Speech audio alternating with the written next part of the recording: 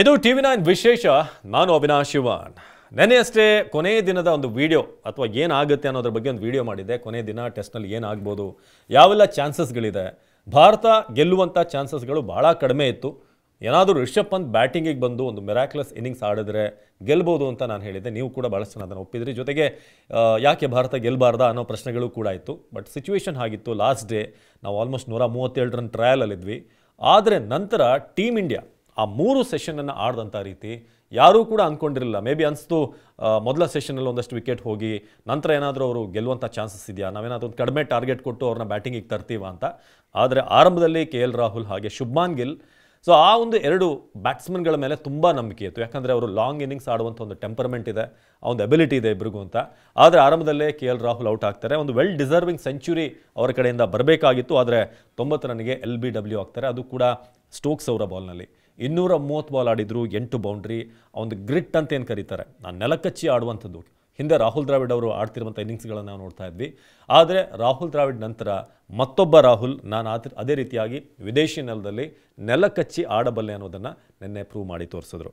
ಒಂದು well deserved century. ಆಗಲೇ ಹೇಳಿದಾಗೆ 90 ರನ್ ಅವರು ಔಟ್ ಆಗ್ತಾರೆ. ಒಂದು 10 ರನ್ನಿಂದ ಸೆಂಚುರಿ ಮಿಸ್ ಆಗುತ್ತೆ. 3ನೇ ಸೆಂಚುರಿ ಈ ಒಂದು ಸೀರೀಸ್ನಲ್ಲಿ ಆಗಬೇಕಾಗಿತ್ತು. ಅದಾದಮೇಲೆ ಶುಭ್ಮಾನ್ ಗಿಲ್ ಸೆಂಚುರಿ ಬರುತ್ತೆ. ಈ ಒಂದು ಸೀರೀಸ್ನಲ್ಲಿ ಈ ಆರಂಭದಲ್ಲಿ 600 ರನ್ ಗಳಿಸ್ತಾರೆ ಫಸ್ಟ್ 2 ಟೆಸ್ಟ್ನಲ್ಲಿ ಆಲ್ಮೋಸ್ಟ್ ಅವರು. ಅದಾದಮೇಲೆ ಬೆನ್ ಸ್ಟೋಕ್ಸ್ ಒಂದು ಮಾತನ್ನು ಹೇಳಿರ್ತಾರೆ, ಅಲ್ಲಿ ಬೆನ್ ಡಕೆಟ್ ಇವರೆಲ್ಲ ಬಂದು ಸ್ಲೆಡ್ಜ್ ಮಾಡ್ತಾರೆ. ಈ ಒಂದು 600 ರನ್ ಮುಗ್ದೋಯ್ತು, ಇಷ್ಟು ಸಾಕು ಅಂತ ಅನ್ಸುತ್ತೆ ಇವನಿಗೆ, ಇನ್ನೂ ರನ್ ಹೊಡೆಯಲ್ಲ ಅಂತ. ಆದರೆ ಅವರ ಮುಖದ ಮೇಲೆ ಹೊಡೆದ ಹಾಗೆ ಶುಭ್ಮಾನ್ ಗಿಲ್ ನೆನೆ ಸೆಂಚುರಿಯನ್ನು ಗಳಿಸಿದ್ರು. ಅದು ಕೂಡ ಒಬ್ಬ ಕ್ಯಾಪ್ಟನ್ ಆಡಬೇಕಾದಂಥ ಇನ್ನಿಂಗ್ಸ್. 238 ಎಸೆತ 103 ರನ್ ಗಳಿಸ್ತಾರೆ ಅವರು ಕೂಡ ಔಟ್ ಆಗಿದ್ದು ಜೋಫ್ರಾ ಆರ್ಚರ್ಗೆ, ಜಾಮಿನ್ ಸ್ಮಿತ್ಗೆ ಕ್ಯಾಚ್ ಕೊಡೋ ಮೂಲಕ. ಅದಾದ ಮೇಲೆ ಶುರುವಾಗುತ್ತೆ ಇಬ್ಬರು ಆಲ್ರೌಂಡರ್ಗಳ ಆಟ. ಒಬ್ಬರು ರವೀಂದ್ರ ಜಡೇಜಾ, ಮತ್ತೊಬ್ಬರು ವಾಷಿಂಗ್ಟನ್ ಸುಂದರ್. ಇಬ್ಬರು ಕೂಡ ಅದ್ಭುತವಾಗಿ ಆಡಿದ್ರು. ಕೊನೆಯ ತನಕ ನಾಟ್ಔಟ್ ಆಗಿ ಉಳಿದ್ರು.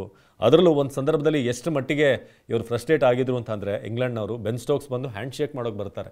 ಏನು ಹ್ಯಾರಿ ಬ್ರೂಕ್ ಬೌಲಿಂಗಲ್ಲಿ ಸೆಂಚುರಿ ಗಳಿಸ್ತೀಯಾ ನೀನು ಅಂತ ಜಡೇಜಾಗೆ ಕಿಚಾಯಿಸ್ತಾರೆ. ಹೌದು, ನನಗೆ ಬೌಲರ್ ಯಾರಾದ್ರೇನು ಸೆಂಚುರಿ ಮಾಡ್ತೀನಿ ನಾನು ಅಂಥೇಳಿ ಇಬ್ಬರೂ ಕೂಡ ಸೆಂಚುರಿ ಗಳಿಸಿದ್ದು. ಅದರಲ್ಲೂ ಕೂಡ 107 Ravindra Jadeja not out, 185 ಬಾಲಲ್ಲಿ 13 boundary, 1 sixer. ಹಾಗೆ ವಾಷಿಂಗ್ಟನ್ ಸುಂದರ್ ಕೊನೆಯ ಇನ್ನಿಂಗ್ಸ್ನ ಕೊನೆಯ ಹಂತದಲ್ಲಿ ಏನು ಈ ಡಿಕ್ಲರೇಷನ್ ಆಗುವಂಥ ಸಂದರ್ಭ, ಅಥವಾ ಡಿಕ್ಲೇರ್ ಅನ್ನೋದಕ್ಕಿಂತ ಡ್ರಾ ಆಗುವಂಥ ಸಂದರ್ಭ.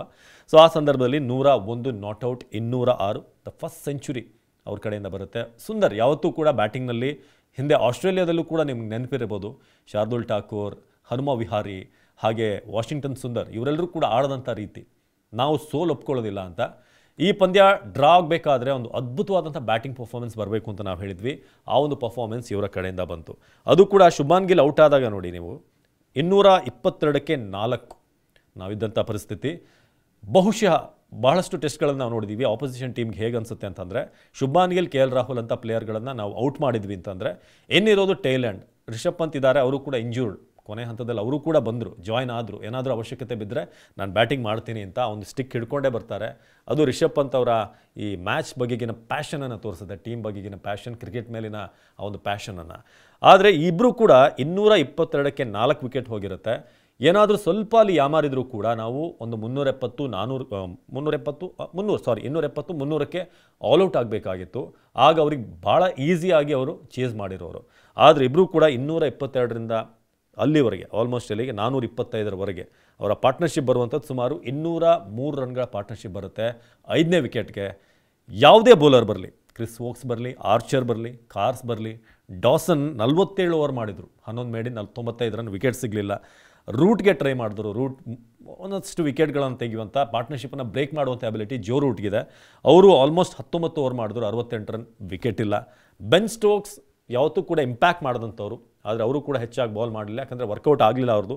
11 ಓವರ್ಗೆ 2 ಮೇಡಿನ 33, 1 ವಿಕೆಟನ್ನು ಗಳಿಸ್ತಾರೆ. ಕೊನೆಯದಾಗಿ ನೋಡೋಣ, ಹ್ಯಾರಿ ಬ್ರೂಕ್ಕು ಒಂದು ಕೊಟ್ಬಿಡೋಣ ಅಂತ. ಅದು ಇನ್ನಷ್ಟು ಈಸಿ ಆಗುತ್ತೆ ಇವರಿಗೆ ಕೊನೆ ಹಂತದಲ್ಲಿ ರನ್ ಗಳಿಸೋಕೆ. 3 ಓವರ್ಗೆ 24, ಯಾವುದೇ ವಿಕೆಟ್ ಇಲ್ಲ. ಸೊ ಹೀಗೆ ಭಾಳ ಒಂದು ಮೇಲು ಕೆಳಗೆ ಎರಡೂ ಕೂಡ ಇತ್ತು, ಅಪ್ಸ್ ಆ್ಯಂಡ್ ಡೌನ್ಸ್ ಇತ್ತು ಈ ಒಂದು 4ನೇ ಇನ್ನಿಂಗ್ಸಲ್ಲಿ. ಫಸ್ಟಿಗೆ ಯಶಸ್ವಿ ಜೈಸ್ವಾಲ್ ಡಕ್ಔಟ್ ಆಗ್ತಾರೆ, ಸಾಯಿ ಸುದರ್ಶನ್ ಡಕ್ಔಟ್ ಆಗ್ತಾರೆ. ಅದಾದಮೇಲೆ ಒಂದು ದೊಡ್ಡ ಪಾರ್ಟ್ನರ್ಶಿಪ್ ಬಿಲ್ಡ್ ಆಗುತ್ತೆ KL ರಾಹುಲ್, ಶುಭ್ಮಾನ್ ಗಿಲ್ ನಡುವೆ. ಅದಾದಮೇಲೆ ಅವರು ಕೂಡ ಔಟ್ ಆಗ್ತಾರೆ. ಆಗಲೂ ಕೂಡ ಎಲ್ಲೋ ಡೌನ್ಫಾಲ್ ಆಗುತ್ತೆ, ಒಂದಷ್ಟು ವಿಕೆಟ್ಗಳು ಬ್ಯಾಕ್ ಟು ಬ್ಯಾಕ್ ಹೋಗಿ ಇಂಗ್ಲೆಂಡ್ ಏನಾದರೂ ಕಮ್ ಬ್ಯಾಕ್ ಮಾಡುತ್ತಾ ಅಂತ. ಆದರೆ ಅಲ್ಲೂ ಇಬ್ಬರು ಕೂಡ ಗಟ್ಟಿಯಾಗಿ ನಿಲ್ತಾರೆ.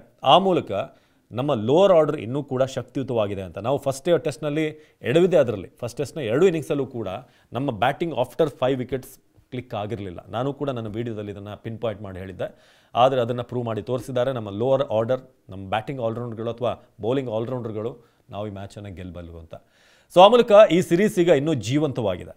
ಯಾಕಂದರೆ ಕೊನೆಯ ಟೆಸ್ಟ್ ಏನಿದೆ ಓವಲ್ನಲ್ಲಿ, ಅದನ್ನು ನಾವು ಇನ್ನೇನು 31ನೇ ತಾರೀಕಿಗೆ ಆರಂಭ ಆಗ್ತಿದ್ದು, ಒಂದು 3 ದಿನಗಳ ಗ್ಯಾಪ್ ಅಷ್ಟೇ. ಸೊ ಅದನ್ನು ನಾವು ಗೆದ್ದರೆ ಈ ಒಂದು ಸರಣಿಯನ್ನು ಸಮಬಲ ಮಾಡ್ಬೋದು. 2-1 ಇದೆ, ಈಗ ಒಂದು ಡ್ರಾ ಆಗಿದೆ. ಕೊನೆಯ ಒಂದು ಟೆಸ್ಟನ್ನು ಗೆಲ್ಲೋದಕ್ಕೆ ಒಂದು ಅದ್ಭುತವಾದಂಥ ಅವಕಾಶ ಇದೆ. ಸೊ ಆಗ 2-2 ಇದನ್ನು 2 ಟೈ ಮಾಡೋದಕ್ಕೆ ಒಂದು ಚಾನ್ಸ್ ಇದೆ ಈ ಸಿರೀಸನ್ನು. ಸೊ ಕಾದ್ ನೋಡೋಣ ಏನಾಗುತ್ತೆ. ನಿಮ್ಮ ಪ್ರಕಾರ ಗೇಮ್ ಚೇಂಜರ್ ಯಾರು ಈ ಒಂದು ಟೆಸ್ಟ್ ಮ್ಯಾಚಲ್ಲಿ? ದಯವಿಟ್ಟು ಕಮೆಂಟ್ ಮಾಡಿ. ಮುಂದಿನ ಟೆಸ್ಟ್ನಲ್ಲಿ ಏನಾದರೂ ಬದಲಾವಣೆಗಳಾಗಬೇಕಾ ಅದರ ಬಗ್ಗೆ ಕೂಡ ತಿಳಿಸಿ. ನಿರಂತರ ಸುದ್ದಿಗಾಗಿ ನೋಡ್ತಾ ಇರಿ TV9.